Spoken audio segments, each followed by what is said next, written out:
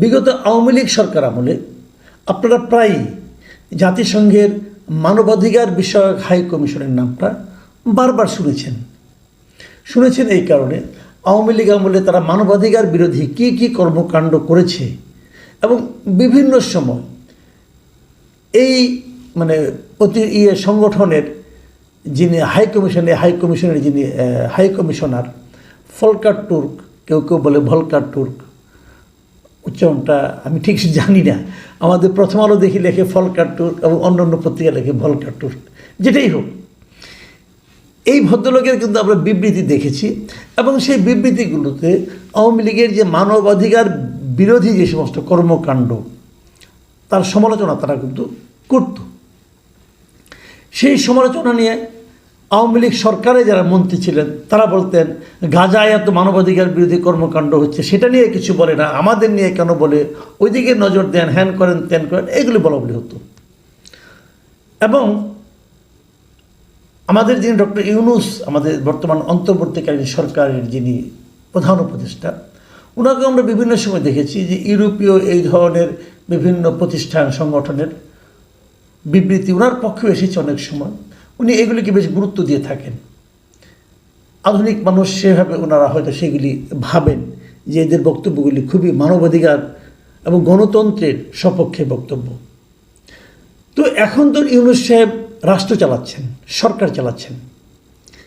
এখন এই যে জাতিসংঘের মানবাধিকার বিষয়ক হাই কমিশন, এখন ওনাদের ইউনূস সাহেবের যে রাষ্ট্র পরিচালনা এবং বিভিন্ন আইন প্রণয়ন করার যে ব্যাপার স্যাপার আছে, এগুলোকে তারা কীভাবে মূল্যায়ন করছে, এটা কিন্তু একটা গুরুত্বপূর্ণ ইস্যু।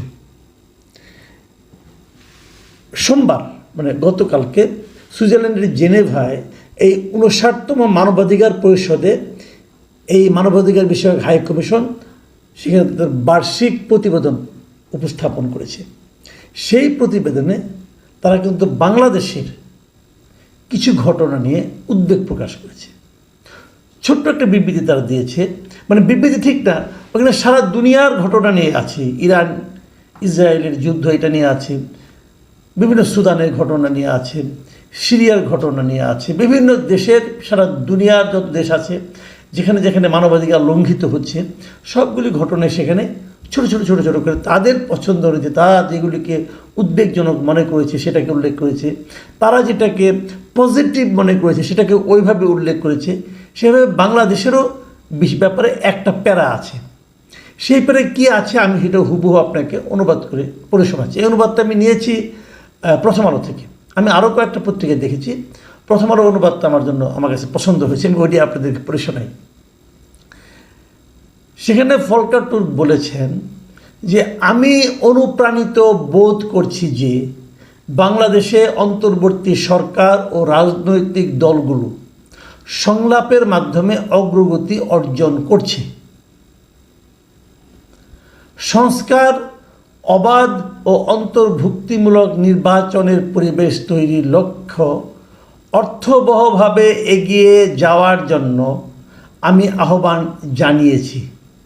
এটুকু পজিটিভ কথা। আমরা দেখছি সরকার বিভিন্ন রাজনৈতিক দলের সঙ্গে সংলাপ করছে এবং তারা সংস্কার, অবাধ এবং অন্তর্ভুক্তিমূলক নির্বাচনের পরিবেশ তৈরির জন্য এগিয়ে যাওয়ার জন্য উনি আহ্বান জানিয়েছেন। এখানে একটা কথা খেলে বলার যায়, সেটা হলো যে অন্তর্ভুক্তিমূলক নির্বাচন, এটার অর্থটা কী? এটার আবার নানা ধরনের ব্যাখ্যা এখন আবার দেখছি। কিন্তু অন্তর্ভুক্তিমূলক নির্বাচন বলতে অনেকে বলতে চাচ্ছেন যে কত বেশি ভোটার আসবে সেটাই অন্তর্ভুক্তিমূলক নির্বাচনের ডেফিনেশন।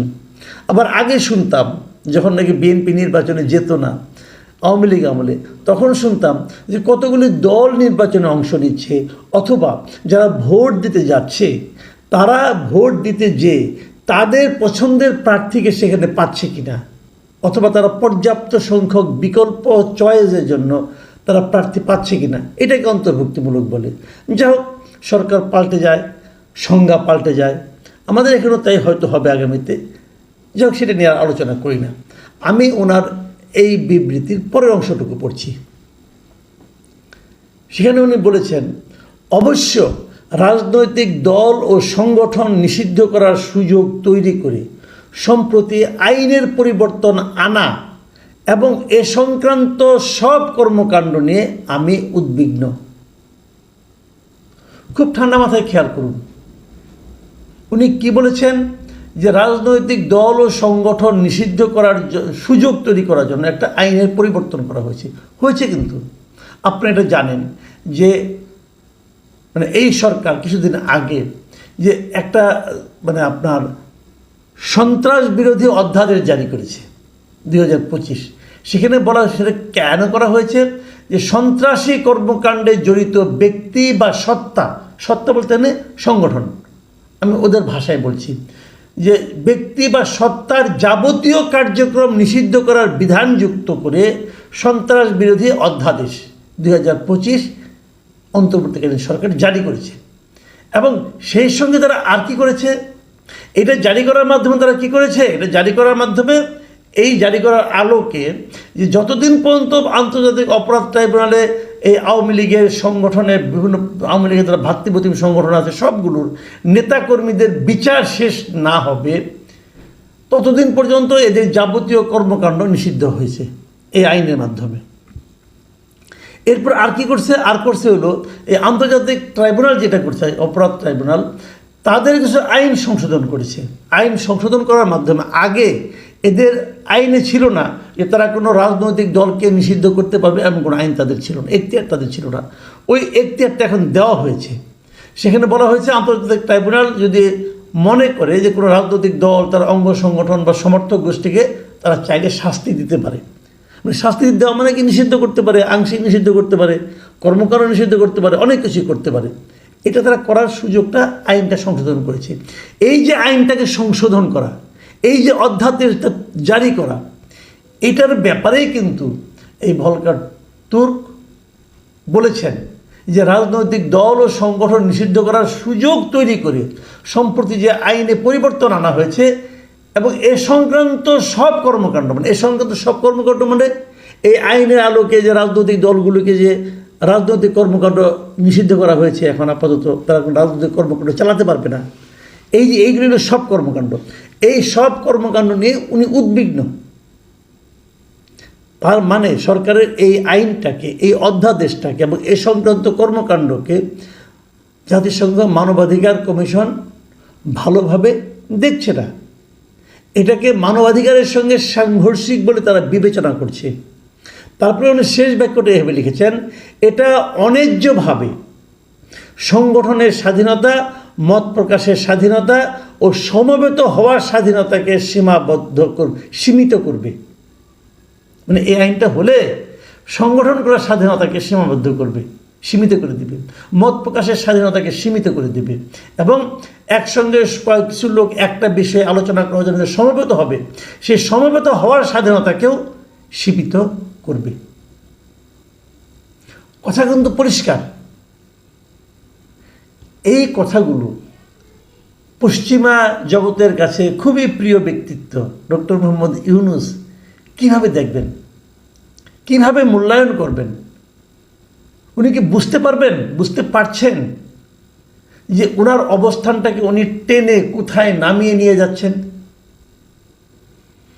ওনার কর্মকাণ্ড নিয়ে জাতিসংঘ মানবাধিকার হাই কমিশন এখন সমালোচনা করছে। এই সমালোচনাটা উনি অর্জন করেছেন। এটা কি শেষ বয়সে এসে ওনার অর্জন করার কথা ছিল না। যে কাজটা উনি করতে যাচ্ছেন এটা তো বোঝাই যাচ্ছে এই আইনটা সংশোধন করা হয়েছে আওয়ামী লীগকে এবং তার অঙ্গ সংগঠনকে নিষিদ্ধ করার জন্য। এটা বোঝাই যাচ্ছে, বুঝতে কোনো কষ্টকর হওয়ার কথা না। ভলকার তুর্ক যখন কষ্ট হয় নাই, আমাদের নাকি কষ্ট হবে? আমরা তো এখানেই বসে আছি। শেষ পর্যন্ত ওনারা পারবেন কি না এবং করলে পরে তার প্রতিক্রিয়া আমাদের এই সমাজে কি হবে সেটা বোঝার মতো মানসিক স্থিরতা কি ডক্টর ইউনূস সাহেবের আছে? ওনার বয়স হয়ে গেছে, আমার ইদানিং একটু সন্দেহ হচ্ছে। ভিন্ন মতকে ধারণ করার যে ক্ষমতা সেটা কি আছে? কিছু বললেই যে কথাটা বলা হয়, আমি এই কথাটা বলে আলোচনাটা শেষ করব। এটা নিয়ে পরে আরেকটা আলোচনা করব, যে কথাটা বলবো এখন সেটা নিয়ে। সেটা কি হচ্ছে, যে কথাটা বলা হচ্ছে যে সন্ত্রাসী কার্যক্রমে জড়িত ব্যক্তি বা সত্তার যাবতীয় কর্মকাণ্ড নিষিদ্ধ করার বিধান, মানে যারা সন্ত্রাসী কর্মকাণ্ড করে তেমন ব্যক্তি বা সত্তা মানে সংগঠন এটাকে নিষিদ্ধ করতে হবে। এই হলো মূল লক্ষ্য। তো এদেশের সন্ত্রাসী কার্যক্রম কে করে বলেন? কোন দল করে? আমি একটা সহজ উত্তর দিই।